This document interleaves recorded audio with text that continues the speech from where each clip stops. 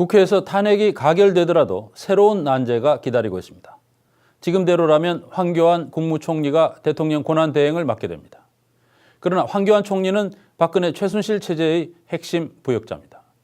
지난 2014년 비선 실세 의혹이 제기된 뒤 올 들어 결국 골마 터질 때까지 황 총리는 박근혜 최순실 체제의 방패막이 역할을 충실히 해왔습니다. 그의 행태를 연다혜 기자가 보도합니다. 황교안 국무총리는 박근혜 대통령 탄핵안이 가결될 경우 대통령 권한대행이 됩니다. 황교안 총리에게 대통령 권한대행을 맡기는 것은 고향에게 생선을 맡기는 것보다 더 위험한 일입니다. 황 총리가 이번 국정농단에 대해서 몰랐다면 무능력이고 알았다면 공범입니다.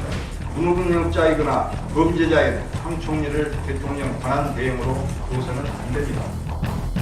야당은 황교안 총리가 대통령 권한대행이 아닌 특검의 수사를 받아야 할 사람이라고 주장하고 있습니다. 즉각 수사를 받아야 될 부역 세력의 핵심이라고. 2014년 말 황교안 법무부 장관 시절 이른바 정윤회 문건 유출 사건이 발생했습니다. 박근혜 대통령은 문건 내용이 찌라시 수준이라며 사실상의 수사 가이드라인을 제시했고 그 찌라시에 나오는 그런 얘기들에 이 나라 전체가 흔들린다는 것은 정말 그 대한민국이 부끄러운 일이라고 생각합니다. 검찰은 그 선을 충실히 지켰습니다. 대통령님의 발언에 대해서 제가 평가를 하는 건 적절치 않고요. 저희 검찰에서는 철저하게 증거에 따라서 원칙대로 수사를 해서 진상을 규명하도록 노력하겠습니다. 아니 대통령이 하신 말씀은 일체 성역 불가침입니까? 국무위원 자격으로서 대통령 말씀이 잘못됐다. 수사에 영향을 줍니다. 이렇게 이야기하는 게 법무장관의 태도 아닌가요?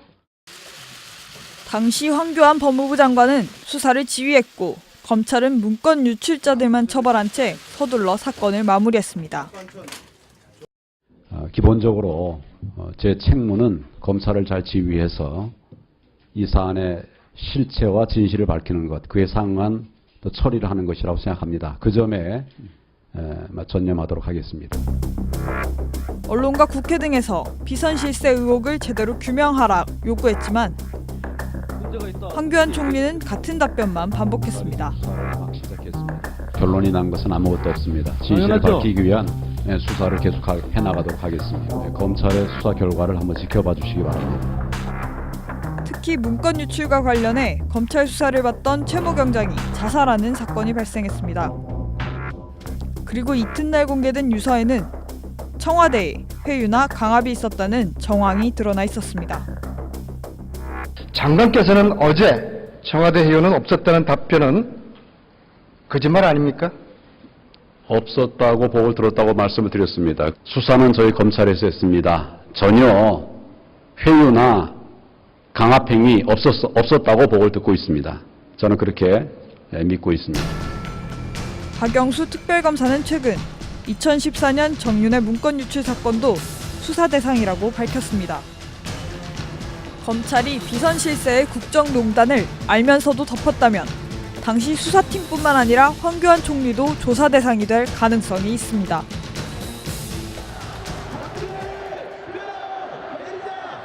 (2년의) 세월이 흐른 지금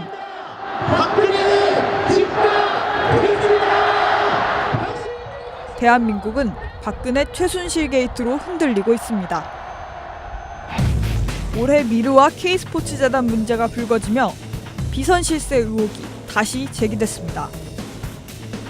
황교안은 이번에는 총리로서 또다시 박근혜 호위무사로 나섰습니다.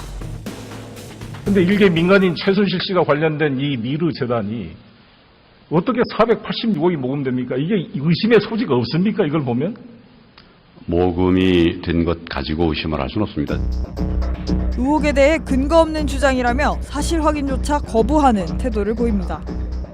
기부한 것 자체가 문제는 아니지 않습니까? 지금 사실이 아닌 것도 여러 가지가 왜곡되거나 과장돼 가지고 퍼지는데 누가 봐도 부적절한 것을 공직자들이 하진 않았을 것이다. 저는 그렇게 생각을 하고. 의혹을 제기하는 야당 의원에게 비선 실세를 아냐며 역으로 질문하기도 합니다. 의원님은 최순실을 압니까? 들어서 알고 있죠. 들어서. 마찬가지라는 얘기 아닙니까? 마찬가지. 총리하고 같습니까? 그러나 뻣뻣한 그의 태도는 이번엔 오래가지 못했습니다. 국가 경제와 국민의 삶에 도움이 될 것이라는 바람에서 추진된 일이었는데 그 과정에서 특정 개인이 이권을 챙기고 여러 위법 행위까지 저질렀다고 하니 너무나 안타깝고 참담한 심정입니다. 총리실 또 법무부 장관이 할 수 있는 일의 영역이 있습니다. 그 영역에 관해서 최선을 다했는데 결과적으로 이런 상황이 된 점에 대해서는 참 안타깝다는 말씀을 드리고 또 국민 앞에 송구하다는 말씀도 드립니다. 최선을 다했으나 결과적으로 심려를 끼쳐 안타깝다는 황교안 총리의 태도는 국가를 위한 공적인 사업이었는데 결과적으로 국정농단이 벌어져 안타깝다는 박근혜 대통령의 해명과 매우 유사합니다. 그런 그가 탄핵안 가결 이후 6개월, 탄핵 이후 대선까지 2개월, 최대 8개월까지 대통령의 권한을 행사하는 것에 국민은 동의할 수 있을까요? 황교안 총리 내각을 인정하겠어요? 그럼 황교안 총리 하면은 야당 가만히 있겠어요? 국민들이 가만히 있겠어요? 황 총리가 현명한 판단을 할 줄 안다면 사퇴하는 게 맞다고 봅니다. 지금 박근혜 최순실 게이트로 인해서 대통령이 탄핵을 받는 상황이기 때문에 거기에 조력한 법무부 장관 또 총리로서 과연 권한대행을 맡을 자격이 있느냐. 황교안 총리는 국정농단의 핵심 부역자일 뿐만 아니라 박근혜 정권 공안 통치의 상징입니다. 2013년 국정원 대선 개입 수사에서 최동욱 당시 검찰총장이 원세훈 전 국정원장에게 선거법 위반 혐의를 적용하려 하자 공개적으로 거부해 무산시켰습니다. 국정원 여론조작 사건 수사를 맡았던 윤석열 특별수사팀장은 황교안 법무부 장관이 수사 지휘권을 악용해 축소 수사를 지시했다고 주장했습니다. 이후 혼외자 의혹 보도를 빌미로 최 총장의 감찰을 지시하면서 검찰총장 교체를 주도했습니다. 철저히 정치 검찰로서 대통령에게 부역한 거 아니냐. 근데 그 지휘 책임을 맡고 있는 법무부 장관이었거든요. 그리고 이제 국무총리로서 국정을 통할하는 위치에 있었기 때문에 당연히 책임이 크죠. 김병준 씨가 후임 총리로 지명되면서 황교안의 공직자 생활도 끝나는 듯 했습니다. 그러나 정치권의 혼선을 틈타 총리 황교안은 슬금슬금 대통령 대행의 자리까지 넘보는 상황이 됐습니다. 뉴스타파 연다입니다.